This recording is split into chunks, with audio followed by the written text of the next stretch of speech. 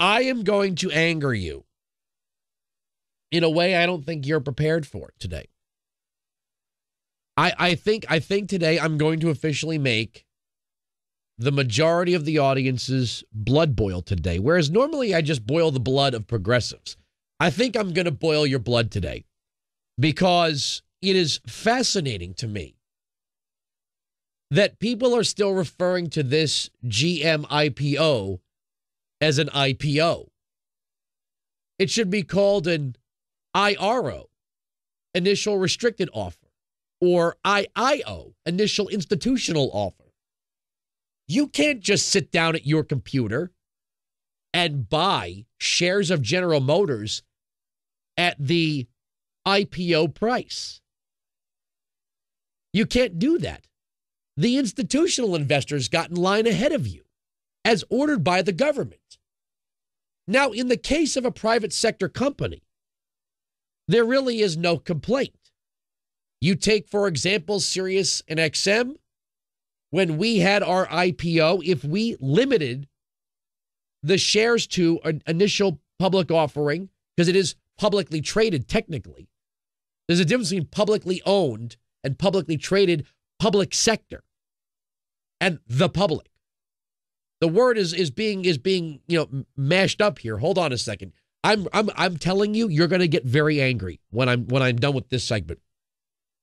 If, let's say, our CEO, Mel Karmazin, had said, we are going to now we're going to have an IPO for the newly formed Sirius XM merger company, and only J.P. Morgan, Citigroup, Goldman Sachs, and the Industrial Commerce Bank of China will have the shares. You can buy the shares from them. Now, that might not make everybody happy, but it's one private sector entity dealing with another private sector entity. General Motors is not a private sector company anymore. It's public sector. And like any expenditure of the public sector, private sector money has to be confiscated. The federal government confiscated your money to take over General Motors, and then instead of allowing you, the individual, to go to your computer and buy shares at the IPO price, you have to buy the already inflated price. The price is already up $2.22 per share. For the millions of shares. That might not sound like a lot. I'd buy at 35. But if one of these banks was handed 1 million shares and the price goes up, then they release them. It's like the hedge fund manager said yesterday, it's free money. It's almost like cap and trade.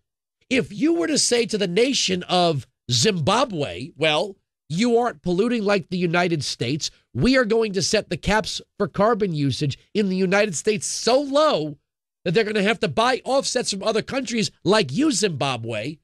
And all of a sudden, the government of Zimbabwe is sitting on a whole bunch of bearer bonds they can now turn around and sell to the United States. It's like free money for Zimbabwe.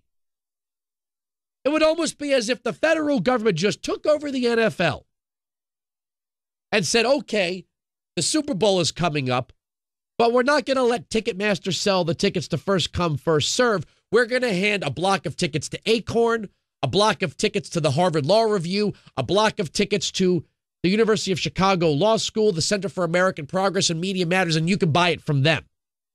That would be like giving them free money.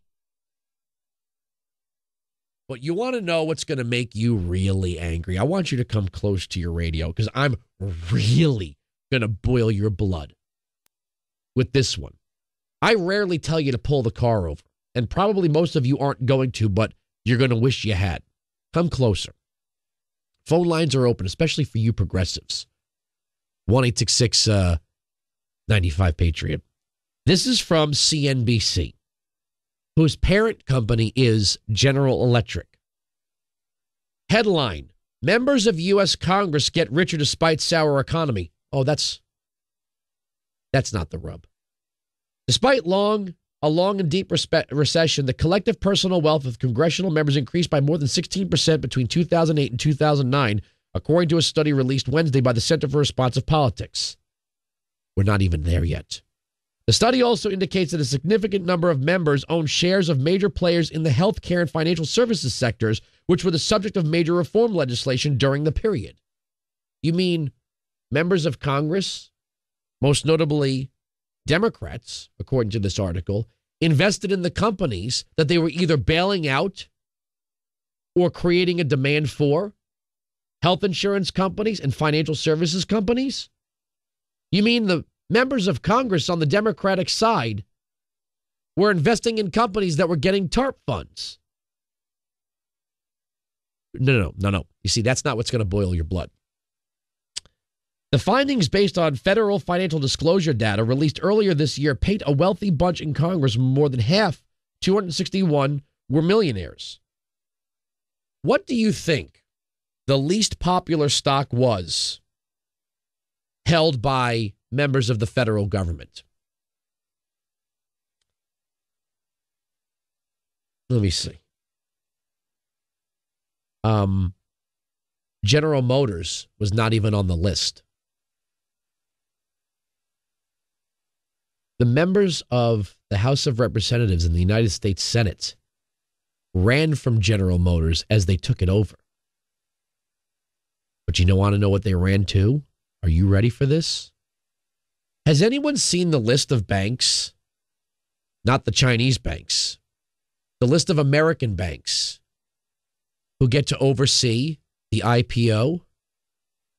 That's J.P. Morgan, Chase, Goldman Sachs, and Citigroup.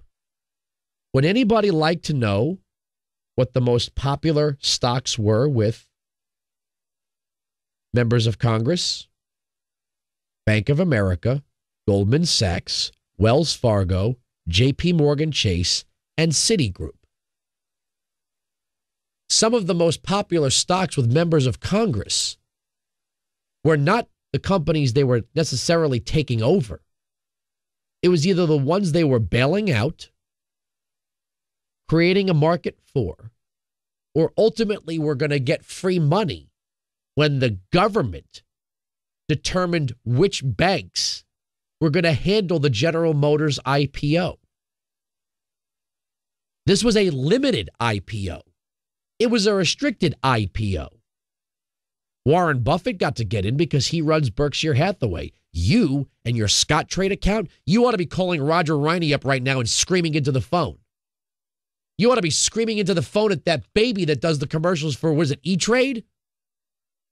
You should be really mad at those people because you can't buy the stocks.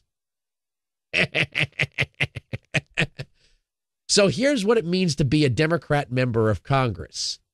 You got to join the president in the confiscation of General Motors. You got to take over General Motors, run away from the shares, buy into the banks that were going to get to handle the IPO, and then turn a nice profit for yourself. And oh, wait, it gets better than that. Oh, you thought that was what was going to boil your blood? Oh, no, I'm not done. You see, the federal government right now owns 61% of the stock of General Motors. They're going to reduce their holdings to 33%. So they're basically cutting their interest in half.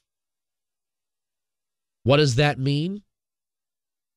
You know how I'm always saying the government really has no effect on the price of gold, but it does on currency in that it can print more money and cause inflation?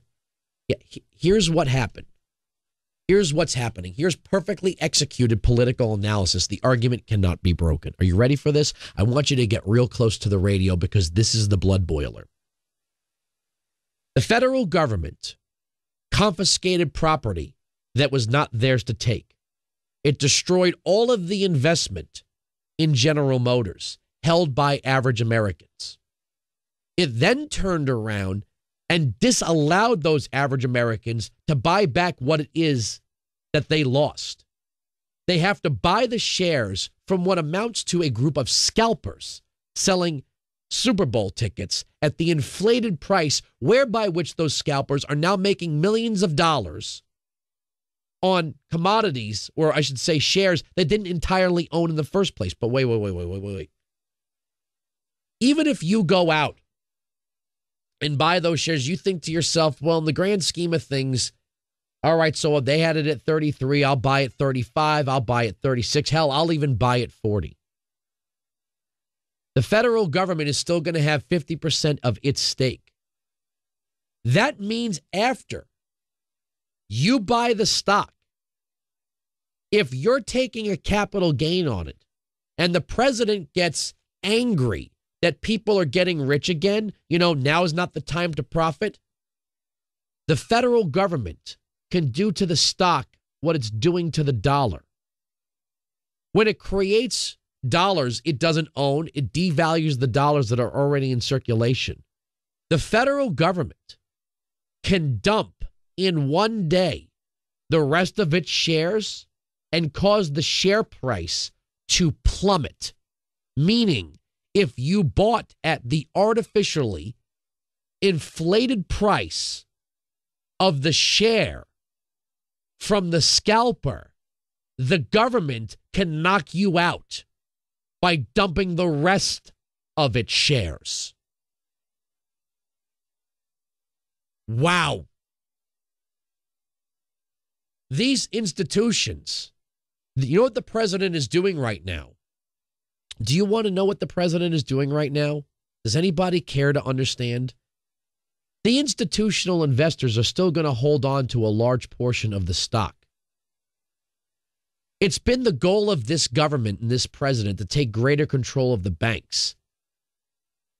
When the banks start to invest in General Motors, he can plunge the stock with one single executive order to sell, thereby plunging the value of the stock into the dirt and yanking the rug out from under some of these financial institutions, requiring them to take even more bailout and TARP money and give more control of their interests to the government.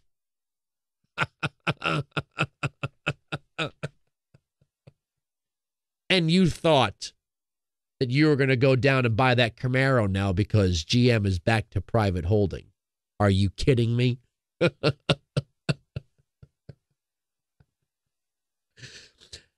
I don't think anyone watching CNBC or Fox Business, because they're just talking about the price as it's coming across on their scroll. They're not talking about the politics of this. There's no getting around what I'm telling you. It's not my opinion. If the federal government is going to hold on to 50% of its interest, it could drop that stock onto the market in one day, all of it all at once, and plummet the price. Now, there might be a recovery, but the looming specter of the government even doing that allows the government to control the wealth created by the sale of the stock. And it allows the government to threaten the banks who are holding the shares right now, who happen to be, by the way, very popular with Democrats in the House of Representatives and the United States Senate. Do you want to know also what the number one stock was amongst members of the House of Representatives and the United States Senate? GM wasn't even on the list. Does anybody care to know what the number one stock was according to CNBC? And they had to give a nice little disclaimer. The number one stock preferred by members of Congress was General Electric. Who is the CEO of General Electric? That is Jeffrey Immelt, who happens to be a member of Obama's Board of Economic Advisors and his travel companion to Asia. You want to talk about fat cats and Wall Street versus Main Street? Let's get it on, baby. Because these Democrats and these elitists and even some of these Republicans are doing exactly what is done in all socialist countries. They become the crony capitalist aristocracy. They make the laws that benefit them and destroy everything else in the process.